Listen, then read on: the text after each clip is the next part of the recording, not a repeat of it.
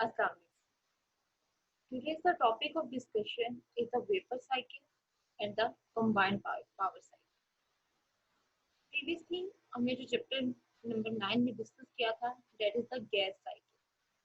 Gas cycle को हम थोड़ा सा अगर रिवाइज करें तो बेसिकली गैस साइकिल के जो मेन कंपोनेंट थे हमारे पास क्या था, कंप्रेसर था. कंप्रेसर से gases basically fresh air ambient air जो है वो एंटर हो रही थी, आगे टरबाइन में जा रही थी और टरबाइन सॉरी कंप्रेसर से कंबस्टन चैम्बर और कंबस्टन चैम्बर से टरबाइन में जा रही थी. कंप्रेसर और टरबाइन जो है वो एक ही शेप के ऊपर अटैच थे. टरबाइन से हमें वर्क आउटपुट मिल रहा था और उस वर्क आउटपुट का कुछ पोर्शन हम कंप्रेसर को एज अ वर्क इनपुट देंगे. इस तरह हमारे पास ये साइकिल जो है कंप्लीटली वर्क कर रहा था. अब बेसिकली जो वर्किंग फ्लूइड था गैस साइकिल में that is the single phase gas. वो सिंगल फेज गैस जो है वो it can be a monoatomic gas or it can be a diatomic gas like helium हो सकता है या फिर हम कह सकते हैं that can be a hydrogen. अब वहां पे सिंगल फेज फ्लूइड या सिंगल फेज जो हमारे पास वर्किंग फ्लूइड था उसको डील करना के लिए उसके अकॉर्डिंगली कंपोनेंट्स रिक्वायर्ड थे. उसको डील करना कंपैरेटिवली इजी होता है rather than we have to deal the double phase two phase system. हमारे पास इसकी एफिशिएंसी थी अगेन वो डिपेंड कर रही थी कंप्रेसर के वर्क नेटवर्क और जो हम हीट सप्लाई कर रहे हैं to the combustion chamber. Definite सी बात है जितनी कम हीट सप्लाई करेंगे और जितना ज्यादा एक्सपेंशन हमारे पास प्रोड्यूस होगी टरबाइन से और जितना वर्क आउटपुट हमें ज्यादा मिलेगा एफिशिएंसी जो है वो increase. The next cycle today we will discuss the cycle known as the vapor cycle. Vapour cycle का एक और नाम है also called the steam cycle. अब हम इसको वेपर साइकिल या फिर स्टीम साइकिल क्यों कहते हैं? Basically it is a two phase cycle. अब टू फेज में क्या है, इसमें पहले इनिशियली जो हमारे पास वर्किंग फ्लूइड होगा that will be the liquid and finally it will goes into the steam. और इन बिटवीन हमारे पास ये लिक्विड भी हो सकता है और कहीं पे लिक्विड प्लस स्टीम का मिक्सचर भी हो सकता है. सिमिलरली जिस तरह हमने ऊपर सिंगल गैस साइकिल के लिए बात की थी कि हमारे पास जो enthalpy that is Hg, in case of a vapour or steam cycle the enthalpy of the liquid will be HF, enthalpy of steam will be Hg and mixture is for the HFG. आगे later on हम discuss करेंगे कि enthalpies को हम कहाँ use करें. तो basically हमारे पास इस चैप्टर का जो पर्पस है और जो टॉपिक डिस्कस करेंगे वो होगा कि व्हाट इज द वेपर और द स्टीम साइकिल. हम इसकी परफॉर्मेंस को एवेल्युएट करेंगे. Then we will see what are the main difference between the components of the gas cycle and the vapour. If you remember, we have discussed the different types of compressors and boilers. So vapor या steam cycle के एक main component जो है वो boiler है. So before starting any cycle, हमें उसको एक ideal cycle के साथ relate करना है and that cycle is known as the Carnot cycle. तो सबसे पहले हम देखते हैं कि हमारे पास vapor cycle के अंदर जो Carnot cycle है basically वो किस तरह work करता है. So if we draw the flow diagram or the system diagram, we have a turbine, there is a compressor, there is a condenser और we have a boiler. अब यहाँ पे क्या होगा कि जो वर्किंग फ्लूइड है उसको हम कंप्रेसर से कंडेंसर से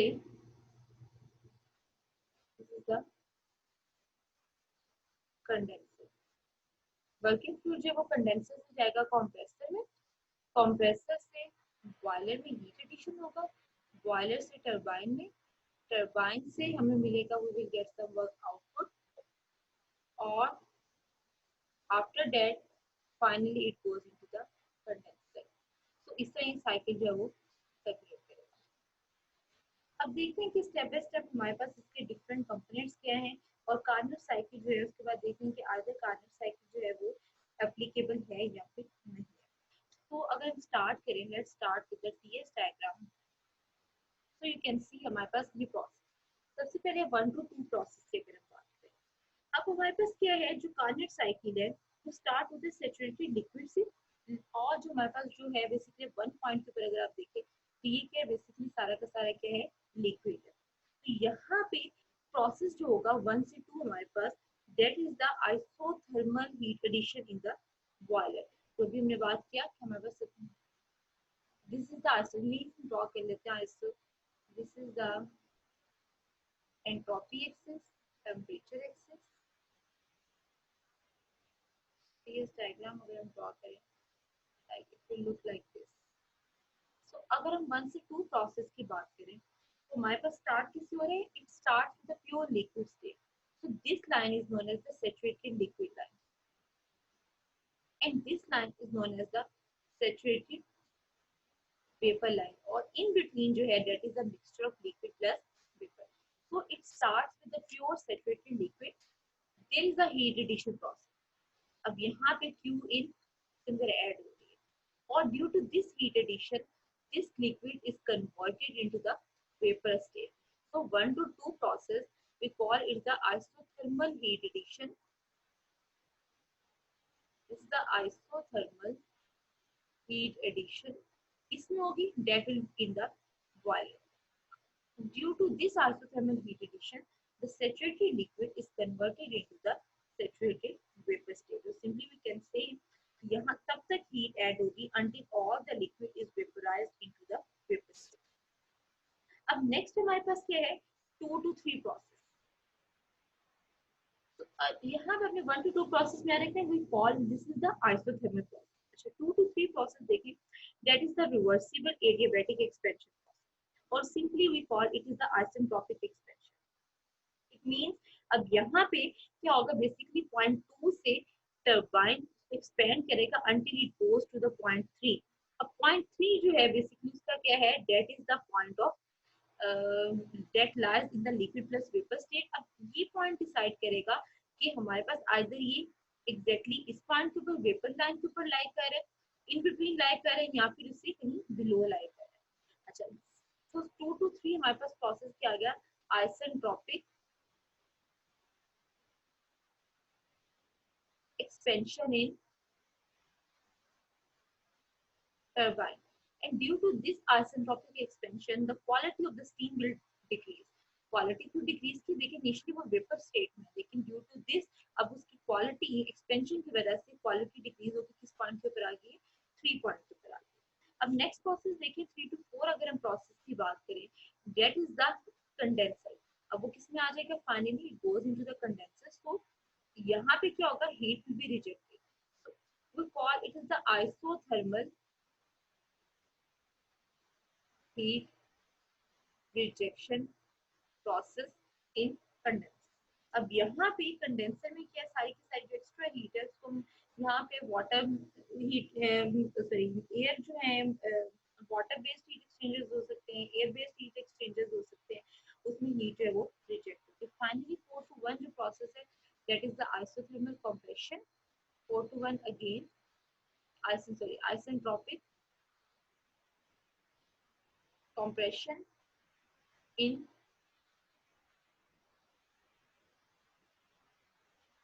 compressor. अच्छा, अब कंप्रेसर के अंदर क्या है? That is the reversible adiabatic और isentropic compression in which the vapor condenses to liquid state and returns to the, तो वो जो सारे के सारे जो हमारे पास हम 4 पॉइंट के ऊपर जितना लिक्विड था उसको हम कहाँ तक उसके प्रेशर की इंक्रीज करेंगे up to 0.1, that is the boiler pressure. तो अगर हम इसकी बात करें एफिशिएंसी की, तो हमारे पास एफिशिएंसी क्या आती है कार्नर साइकिल की? It will be equal to 1 minus T low divided by T high. तो efficiency of Cornet cycle depends on the two temperatures, the lower temperature limit and the higher temperature limit. So this is the TH and this is the TL. If we want to increase the efficiency, we have to increase the TH or decrease the TL. TH को हम कितना increase कर सकते हैं? up to certain limit. इसी तरह TL जो है उसको decrease कर सकते हैं up to certain limit. That's why the efficiency of the Carnot cycle is the maximum possible. But still, a question arises as to whether the Carnot cycle can be practically applied for the power generation or not. तो definite सी बात है ना, क्या ये for future के लिए power generation में इसको अप्लाई कर सकते हैं? अगर आप प्रोसेस देखिए 1 to 2 and 3 to 4, so the both process heat absorbed and heat rejected both take place at constant temperature and pressure within two phase regions.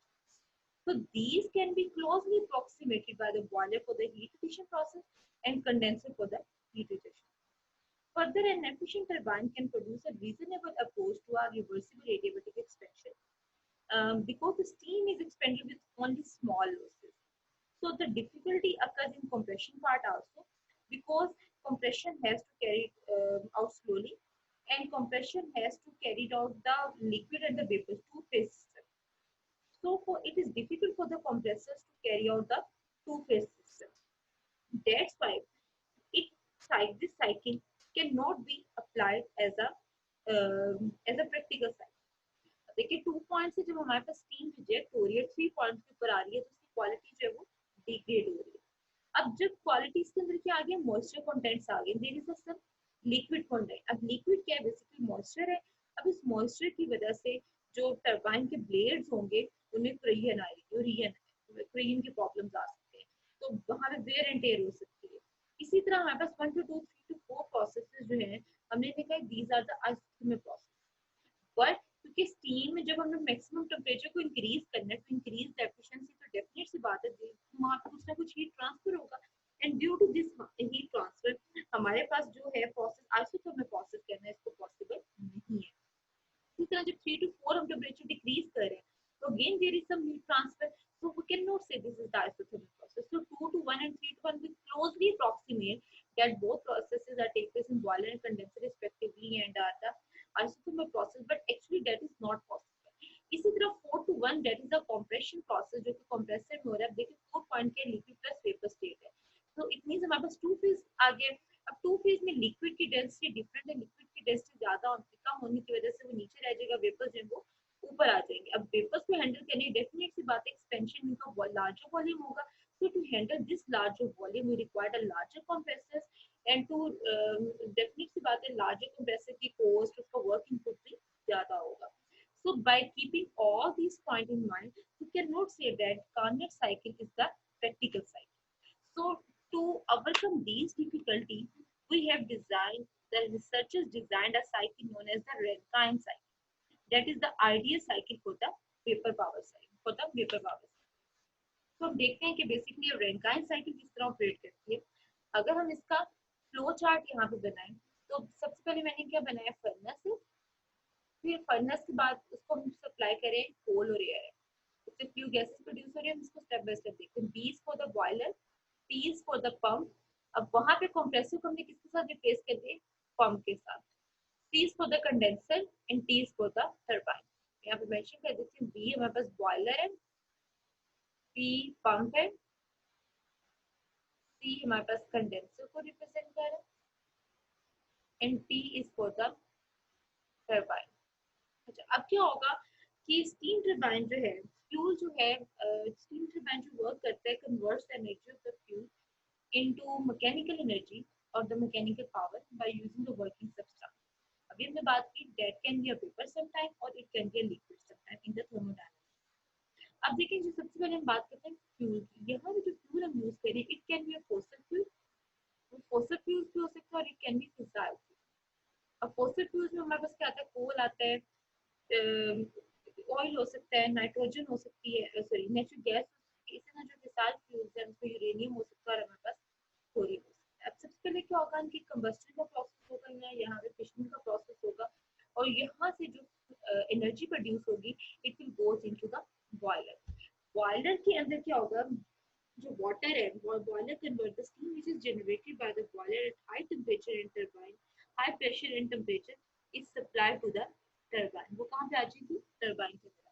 There is the expansion process, expansion, due to this expansion we will get some work output, that is the WT। अब ये जो work output है आगे transfer होगा, जिसको हम convert करेंगे mechanical energy को इलेक्ट्रिकल एनर्जी में और इलेक्ट्रिसिटी जो प्रोड्यूस। टरबाइन से जब यहाँ से बाहर जाएगा अब वो किस में होगा, it will be in two phase system. तो उसकी फेज को चेंज करने के लिए हम क्या यूज करेंगे, कंडेंसर यूज करेंगे। कंडेंसर का पर्पस बेसिकली क्या है, जो हमारे पास स्टीम जो सप्लाई हो रही है कंडेंसर को, वो कंडेंसेशन होगी और जो वेट स्टीम है उसको किसमें कन्वर्ट कर देंगे, इनटू द लिक्विड। एंड जो लिक्विड ऑब्टेन्ड होगा at the end of the condenser is transfer to the pump. Pump उसको प्रेशराइज करेगा टू द बॉयलर प्रेशर पर। इस साइकिल जो है वो कंटिन्यू करेगा। जो कंडेंसर है उसके जो वाटर आ रहा है वो किसी रिवर से या फिर अब एयर बेस्ड हो सकती है, basically it is the heat exchange. So this cycle is known as the, ये कंप्लीट साइकिल जो हमारे पास, this is known as the Rankine cycle होता, आइडियल वेपर साइकिल। अगर हम इसकी टीएस डायग्राम की बात करें तो look into the TS diagram. So this is the temperature axis, this is the entropy axis। Change कर लेते हैं। ये जो लाइन है, this is the line for the saturated vapour line, this line is for the saturated liquid line. इस line से below हमारे पास जो लिक्विड होगा इट विल बी सब,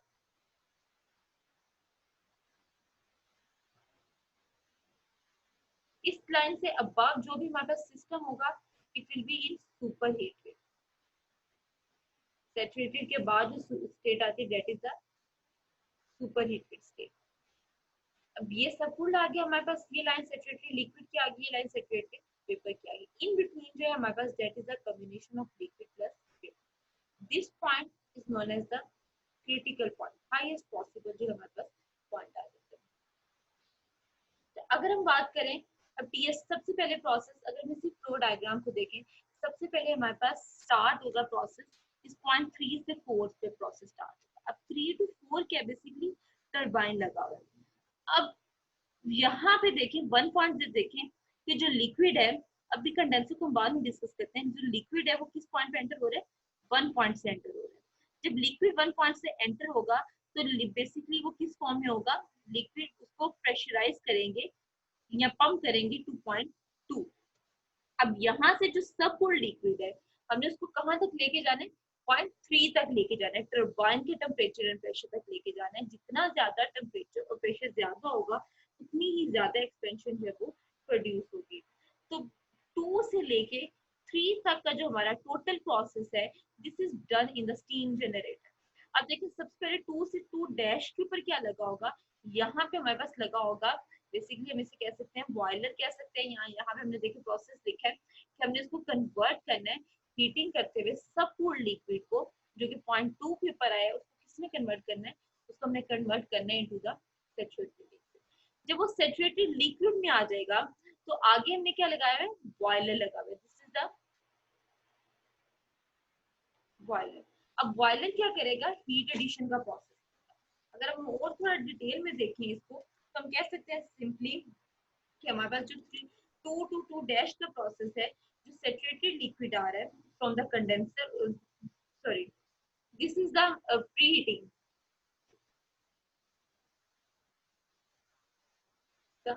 pre heating. So we can say pre heating हम करेंगे और प्रेशराइज लिक्विड की फ्रॉम पंप से। अब यहाँ पे जो प्रोसेस होता है, यहाँ पे डिफरेंट टाइप के इकोनोमाइजर्स या फिर फीड वाटर हीटर्स लगे होते हैं। अब इकोनोमाइजर्स या फीड वाटर हीटर्स हमारे पास क्या होते हैं, बेसिकली हम इसको थोड़ा सा अगर डिटेल में डिस्कस करें,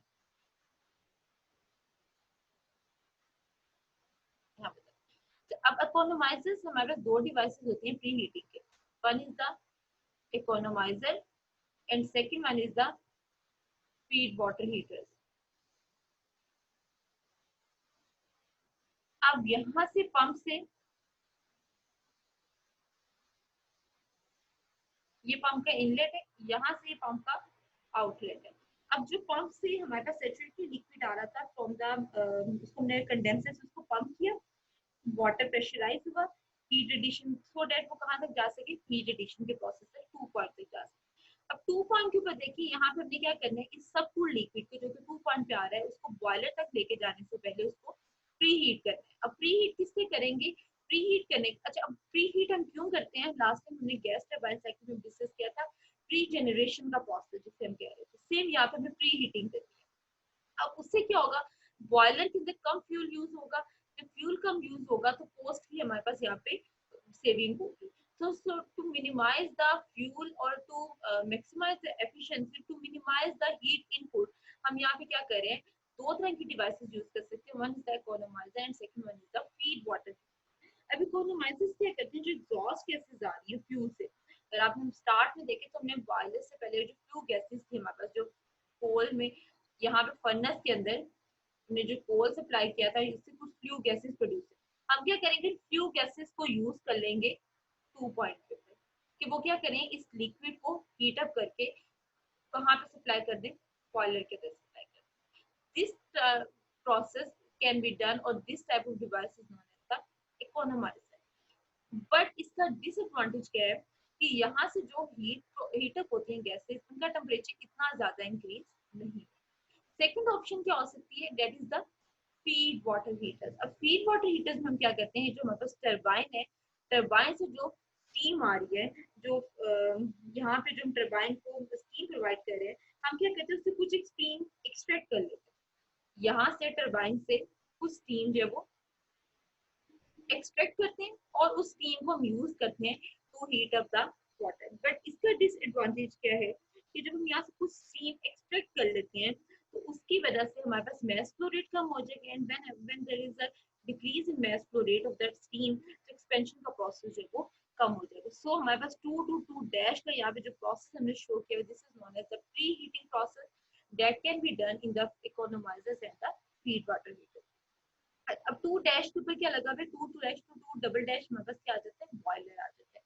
बॉयलर के अंदर सेम वही फ्यूल होगा, वो सारा प्रोसेस जो है वो उसके अंदर कंप्लीट हो जाएगा। अच्छा, अब नेक्स्ट देखिए process 2 dash double dash two 3। This is the process बात करें। अब 2 डबल डैश के ऊपर किस स्टेट में आ गए, सैचुरेटेड वेपर स्टेट में आ गया। इस सैचुरेटेड वेपर्स को now we have to convert into the superheated state. अब इस सुपर हीटेड स्टेट में क्या होगा, बेसिकली ऐसे जो हमारे पास जो super heated through the coils, यहाँ पे हम कॉइल्स लगी होंगी, बेसिकली हीट एक्सचेंजर होगा जो कि बहुत कम हमारे पास उसका प्रेशर में चेंज नहीं आने देगा, बट उसका टेम्परेचर जो है वो सडनली राइज कर देगा। सडनली राइज टेम्परेचर वो किसमें कन्वर्ट हो जाएगा, it will be converted into super heated state. अब यहाँ पे सुपर हीटेड स्टेट का क्या मतलब है, बेसिकली हमारे पास कि उसके अंदर जो एनर्जी कंटेंट्स हैं, जो हीट कंटेंट्स हैं, वो इतने ज्यादा मैक्सिमम पॉइंट तक इंक्रीज हो जाएंगे। जैसे ही वो मैक्सिमम पॉइंट तक इंक्रीज होंगे, टरबाइन में जाएंगे, टरबाइन एक्सपैंड करेगा। टरबाइन में जैसे एक्सपेंशन होगी, वो किस में आ जाएगा, 4 पॉइंट के ऊपर आ जाएगा। तो 4 पॉइंट के ऊपर हमारे पास आगे क्या लगा हुआ है, कंडेंसर लगा हुआ है। अब कंडेंसर के अंदर क्या वेपर्स होते हैं, कंडेंस करते हैं यूजिंग द हीट एक्सचेंज। तो बेसिक पर्पस जो है वो कंडेंसेशन का is to reduce the steam volume, क्योंकि स्टीम का वॉल्यूम ज्यादा है, एक्सपैंड हुई होती है, तो वो उसका वॉल्यूम ज्यादा हैंडल करना जो है वो डिफिकल्ट होता है। So it is difficult to carry out the large volume, so condensation reduces the pump work input concentration. Because of the condensation, जो हमारे पास कंडेंसर प्रेशर है उसको हम इजीली मेंटेन कर सकते हैं, that is about 1/10 of the atmospheric pressure, and due to this low pressure we get about 30 to 35% additional saving in the network output, and the finally वो किसमें चला जाएगा, पंप में, और इस तरह प्रोसेस जो है वो कंटिन्यू होगा। So this cycle is known as the Rankine cycle. और रेनकाइन साइकिल के अंदर 2 से लेके हमारे पास 3 तक का ये जो प्रोसेस है, 2 to 3 in 2 dash 2 double dash 2 3, इसको ये हमारे पास किसके अंदर हो रहा होता है, इसको हम कंप्लीटली कहते हैं steam generator. So we can say steam generator is a combination of preheaters, जिसमें economizers आ सकते हैं, feed water heaters आ सकते हैं, boilers हैं, और साथ में हमारे पास क्या आ सकते हैं, heat exchangers हो सकते हैं या फिर reheaters हो सकते हैं। So this is the complete device is known as the steam generator. So next question is, what will be the efficiency of the Rankine cycle?